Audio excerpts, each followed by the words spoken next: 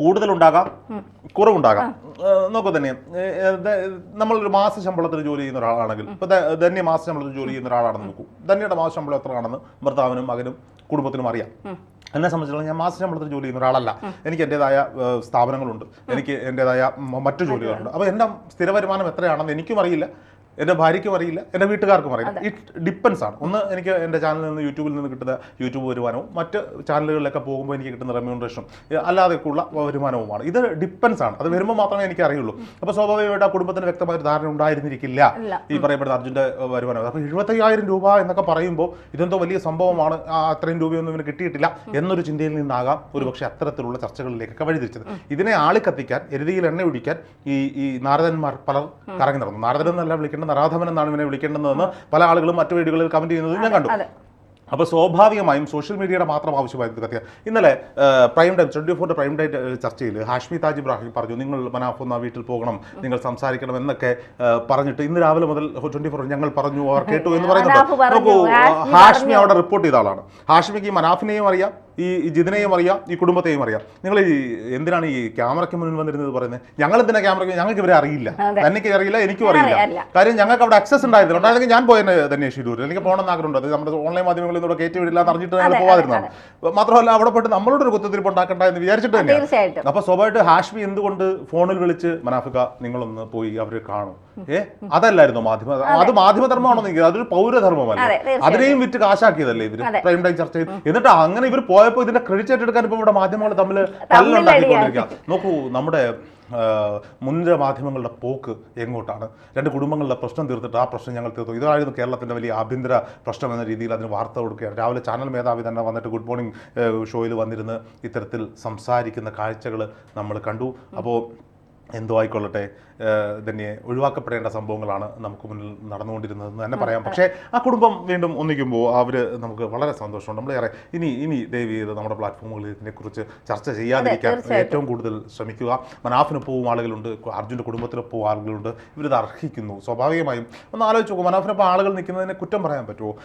ഏതൊരു മുതലാളിയാണ് 10-72 ദിവസം, അയാൾ തന്നെ പറയുന്നുണ്ട് വണ്ടി കാണാതെ പോയ ഇൻഷുറൻസ് കിട്ടും, അത്തരത്തിൽ എനിക്ക് ഇൻഷുറൻസ് തുക കിട്ടുമായിരുന്നു.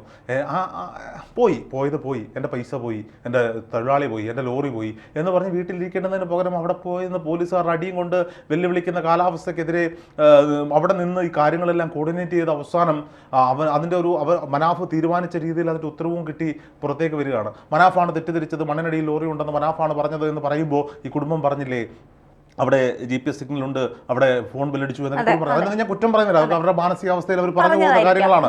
അപ്പോൾ സ്വാഭാവികമായും മനാഫിനെയും കുടുംബത്തെയും തമ്മിൽ തല്ലി കണ്ടന്റ് ഉണ്ടാക്കാൻ ശ്രദ്ധിച്ചുകൊണ്ടിരുന്നവർ ദയവ് ചെയ്ത് ഇതിവിടെ അവസാനിപ്പിക്കണമെന്നാണ് എനിക്ക് പറയാനുള്ളത്. അവരെ അവരുടെ വഴിക്ക് വിടുവോ. ആ ചെറുപ്പക്കാരൻ മരണപ്പെട്ടിരിക്കുന്നു, അതിന് അവന് കിട്ടേണ്ടുന്ന ഇൻഷുറൻസ് തുകയും മറ്റു കാര്യങ്ങളും, ഭാര്യയ്ക്ക് സർക്കാർ ജോലി, ബാക്കി കുറേ പേർ ആ ഭാര്യ സർക്കാർ ജോലിക്ക് പോയതിനെ കുറ്റം പറയുന്നത് ഞാൻ കേട്ടു. അല്ല, അത് പറയാനുള്ള കാരണം ഈ അളിയൻ ജിതിൻ ഇരുന്ന് പറയുന്നു, ഞങ്ങൾക്ക് ഇതിൻ്റെ ഒന്നും ആവശ്യമില്ല, ഞങ്ങൾ സാമ്പത്തികമായിട്ട് അത്രയൊന്നും ഞങ്ങൾക്ക് ബുദ്ധിമുട്ടുള്ളവരല്ല, ഈ 2000 രൂപയൊക്കെ കൊണ്ട് തന്നിട്ട് ഞങ്ങളെ എങ്ങനെ ആ കൂടെ കൊണ്ടുവന്ന 2000 രൂപയാണെന്നൊക്കെ വാർത്താ സമ്മേളനത്തിൽ പറഞ്ഞു. അതിനുശേഷമാണ് പലരും പറഞ്ഞത് അങ്ങനെയാണെങ്കിൽ സംസ്ഥാന സർക്കാർ കൊടുത്ത 7 ലക്ഷം രൂപ, കർണാടക സർക്കാർ കൊടുത്ത 5 ലക്ഷം രൂപ, സംസ്ഥാന സർക്കാർ നൽകിയ ജോലി, ഇതൊക്കെ നിങ്ങൾ വേണ്ടാന്ന് വെക്കണം, നിങ്ങൾക്ക് അതൊക്കെ ഔദാര്യമായി അങ്ങനെയല്ല. അത് ആ കുടുംബത്തിന് ഈ പറഞ്ഞ പോലെ മറ്റൊരാളുടെ സഹായം വേണ്ട എന്ന് പറയും. കാരണം ഈ ഒരു 10-12 ലക്ഷം രൂപ ഈ 2 സർക്കാരുകളിൽ നിന്ന് ലഭിച്ചു, ആ കുട്ടിക്ക് മാന്യമായ ഒരു തൊഴിൽ ലഭിച്ചു, മാന്യമായ അതിനകത്തൊരു ശമ്പളം ലഭിക്കും. അതുകൊണ്ടൊക്കെ ആയിരിക്കും ആ കുടുംബം പറഞ്ഞത്. ആ കുട്ടിക്ക് ഇതിനോടൊപ്പം നിൽക്കണം എന്ന് എനിക്ക് തോന്നുന്നില്ല, ഉണ്ടായിരുന്നില്ല. നമുക്കറിയില്ലല്ലോ തന്നെ, നമ്മൾ അവരുടെ മാനസികാവസ്ഥ എന്താണെന്ന്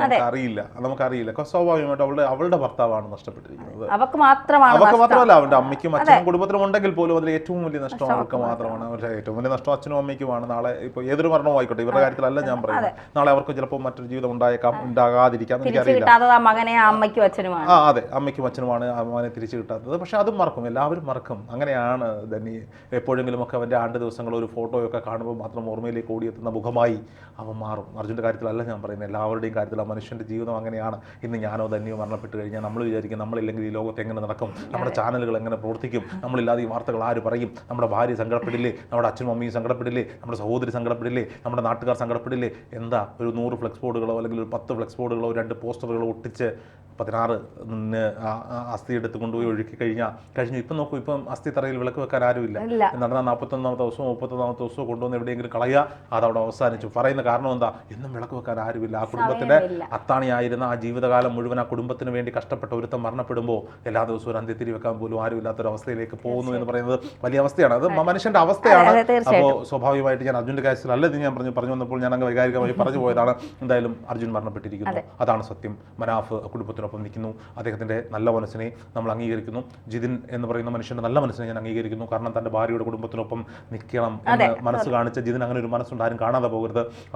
അവന്റെ രാഷ്ട്രീയം തിരിഞ്ഞു പോയ ഊളകളോട്, അവന്റെ രാഷ്ട്രീയം തിരിഞ്ഞു പോയ നാരദന്മാരോട്, ഈ മനാഫിന്റെ മതം തെരഞ്ഞു പോയ, മതം വിറ്റ് കാശാക്കാൻ പോയ നരാധവന്മാരോട്, കുറെ യൂട്യൂബ് ചാനലുകളിൽ കുത്തിയിരുന്ന് ഒന്നും അറിയാതെ കാറിനകത്ത് തൊപ്പിയും വെച്ച് വീഡിയോ ചെയ്ത് രസിക്കുന്ന, നാട്ടുകാരെ തല്ലിക്കൊല്ലുന്ന, ജാളിതുവരെയായിട്ട് വീർപ്പൊഴുക്കി ഒരു പണിയും ചെയ്യാത്ത കുറെ നാറികളോട് ആണ് പറയാനുള്ളത്. നിങ്ങൾ ഇതൊക്കെ ഇവിടെ അവസാനിപ്പിക്കുക, മുന്നോട്ട് പോവുക, ആ കുടുംബം സമാധാനത്തോടെ. മനാഫും അർജുന്റെ കുടുംബവും ഒന്നായി. ഇനി അതിന്റെ ഇടയിൽ ചെന്ന് കുത്തിത്തിരിപ്പുണ്ടാക്കി തമ്മിൽ തല്ലിക്ക് റീച്ച് ഉണ്ടാക്കി കുറെ പണം ഉണ്ടാക്കാൻ നോക്കാതെ അവരെ വഴിക്ക് വിടുക എന്നുള്ളത് മാത്രമേ.